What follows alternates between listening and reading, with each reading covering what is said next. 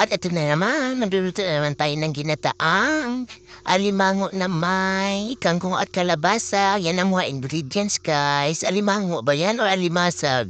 Dimasag ata yan. So, ayan, nakaready na yung kawali. So, igisa na natin ang luya, sibuyas, bawang. Nilagyan ko na rin ng sili. So, ayan, pinagsama-sama po na rin sila. Kaya nang sabi ko, bati-bati sila. So, ayan, gisa na natin.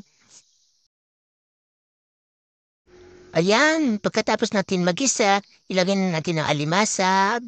Yan guys, then halu-haluin lang natin yan hanggang manuot ang kanyang lasa dyan sa alimasag. At pagkatapos natin i-gisa, so takpan na natin.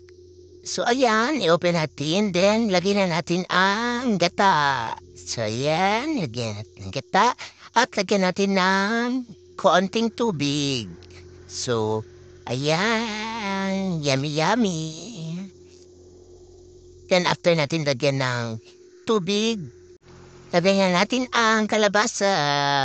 So ayan guys, hayaan lang natin yan na lumambot ang kalabasa. Then timplahan na natin yan habang nandyan yung kalabasa sa loob. So ayan guys, napapasarap yan. Ayan. So ayan, lagyan natin ng bagong gata. So, yung bagong gata para na ginamit ko guys is Alabar bagong gata. So, napakasarap talaga. O ayan, nilagay ko dyan sa ginataang alimasag. So, para mas sumarap pa. So, ayan, haluin lang natin.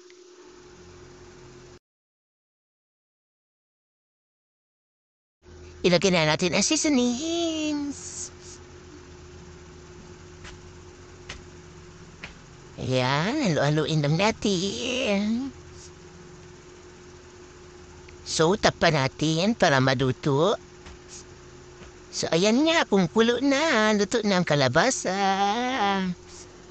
So, napapasarap. So, ilagay na natin ang kangkong, guys, para kasabay siya maluto ng kalabasa. So, yung kalabasa dyan, guys, is malambot na. So, pwede natin ilagay ang kangkong. Hayaan lang natin kumulo ng kumulo hanggang sa maluto.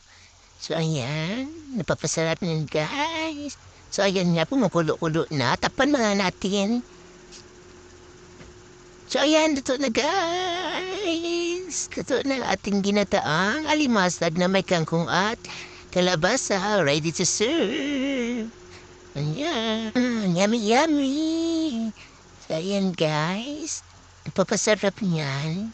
So, kung ako sa inyo, try nyo na rin yan. So, ayan, ready to serve. Kainan na.